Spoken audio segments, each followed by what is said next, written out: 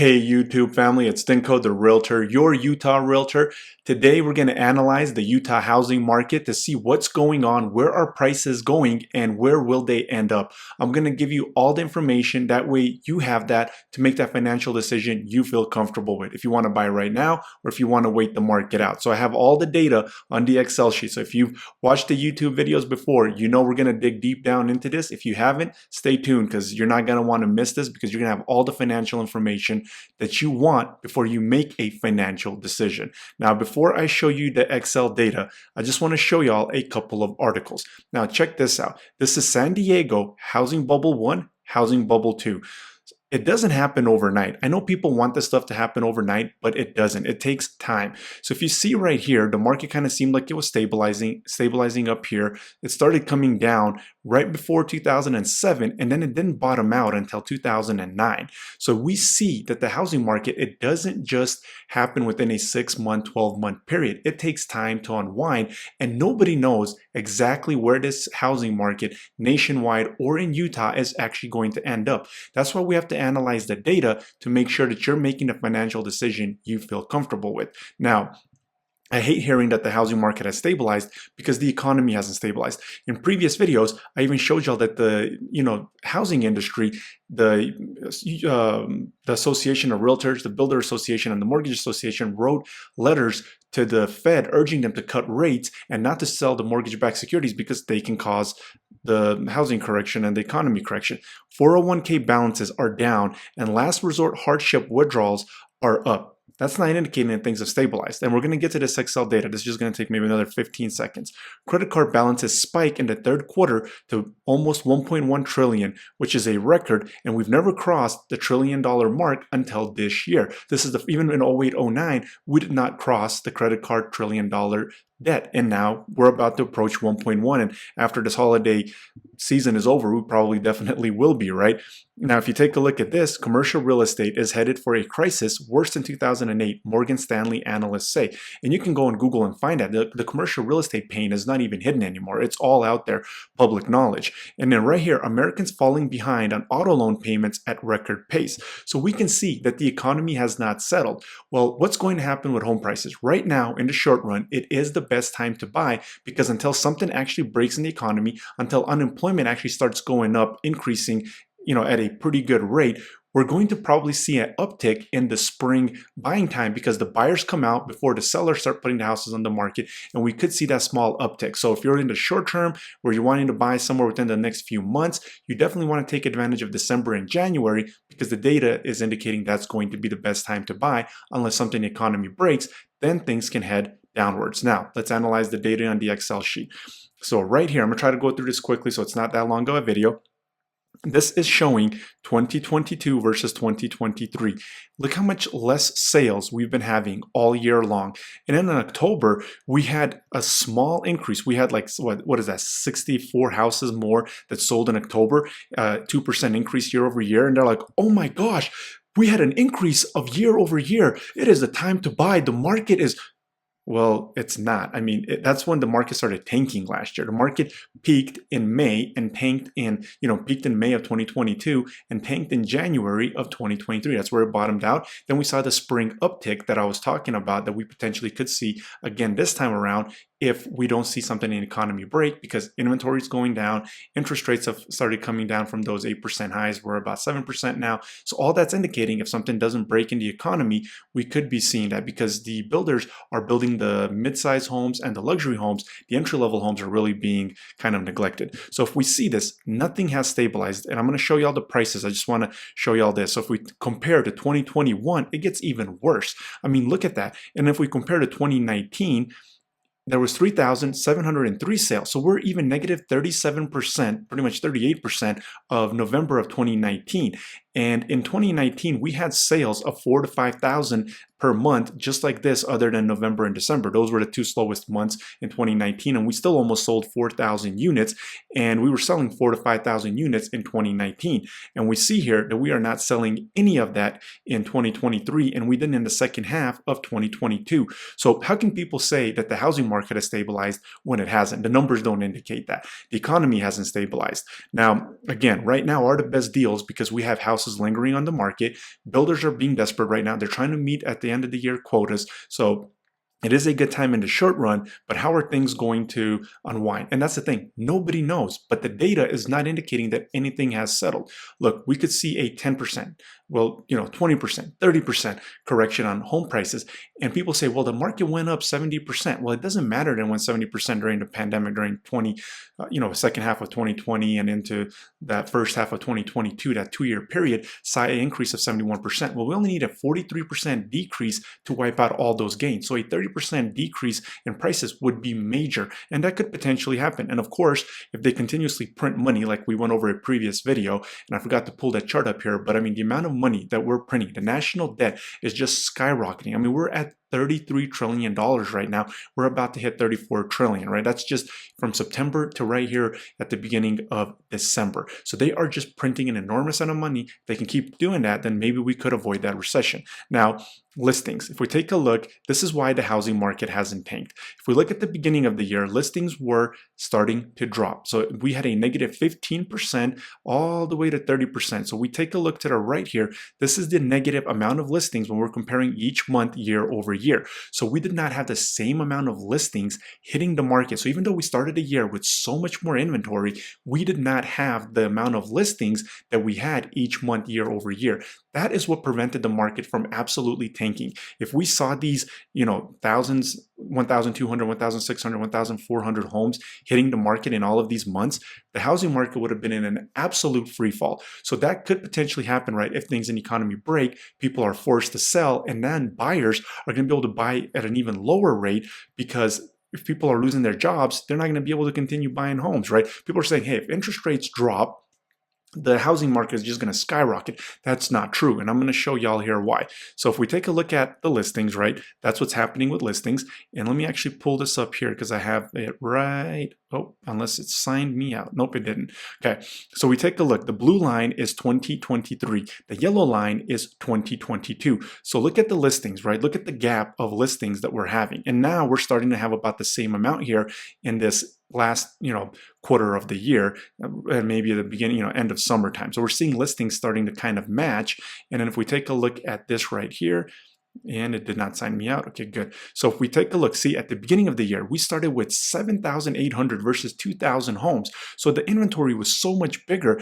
And in 2022, when that inventory was skyrocketing in that second half, all you heard is, oh my God, inventory has doubled, inventory has tripled, inventory is increasing. And then they said, oh, shortage. Well, how are we having a shortage? Just because inventory wasn't skyrocketing, the increases just like we still had more inventory. So as you take a look right here in July is when inventory actually flipped, where we actually had more inventory year over year. And we see that that was true during the summer. And now going down here into the holidays, we see that it's starting to resemble more, and it's all decreasing. So right here, you see inventory decreasing. That's why I'm saying if you're in the short-term buy mode, you want to take advantage of December and January because inventory is starting to decrease and also interest rates are starting to decrease. See, right here was 8%. The market was panicking, and then it seems like they're projecting the Fed to start cutting rates in potentially March, April of next year, when they were thinking that the Fed was not going to cut rates at all in 2024. That's why you saw the interest rates skyrocket, and that's why you're seeing them come down. So they went from 8% to 7%. Inventory is coming down. So if something doesn't break right now, December, January, best time to get your best deal. Now, let's go back to the data. And I know I'm going all over the place, so if you need to get a hold of me, my contact information is down below. I have people reaching out all the time. We're game planning. I'm giving them information that's specific to what they're looking to accomplish. So don't hesitate to reach out if you have any questions, if I'm going too quickly. And if we take a look at what's going on with days on market, again, we started the market, look at this, in January of 2022, 13 days on market. February, March, look at this, 6 days on market, right? And at the beginning of this year, look at the days on market. It is extremely higher. And yet they're saying, oh, inventory is not increasing that much, shortage of homes. So until something breaks, they can keep kind of spinning the narrative all over the place. And then even if we see an increase, right, of where is it right here? If we see an increase of 2%, they can say, oh my gosh, year over year, it's increasing. Well, it's still really, really crappy. 2,697 or 2,761. It's still way below the $4,000 to $5,000 that was normal even prior to the pandemic. So we got to analyze all the data. Now, what's happening with the price? Check this out. The price actually, it was almost even in October when we were comparing year over year, but then it actually ticked up in November. I mean, what's going on here? How are prices ticking up? And I knew they were going to tick up in November, but they're really not ticking up the way that that price point shows. What's actually happening is we are having a whole lot less listings with the entry-level homes. And let me show y'all this next tab right here. There we go. So if we take a look, this is the amount of homes that were sold from January 1st, so single family homes. So what we're doing here is no townhomes, no condos, no twin homes, just single family homes. When MLSs here in Utah, nationwide, whenever they're analyzing data, they're always using single family. So I'll show you what's kind of total units, but then I'm also going to show you what's just the single family because we have to kind of keep track of what's going on. So if we take a look, in 2022, we had 27,941 single family homes sell from January 1st until November 30th. And in 2023, we had 23,271. So we see that we had 4,500 less single family homes sell. That's not indicating that the market has rebounded. People just can't afford these houses. Now, what's going on with homes that are 2,000 square feet? So right here, I'm going to put them in red. So that is 2,000 square feet and under. So those are your absolute entry-level homes.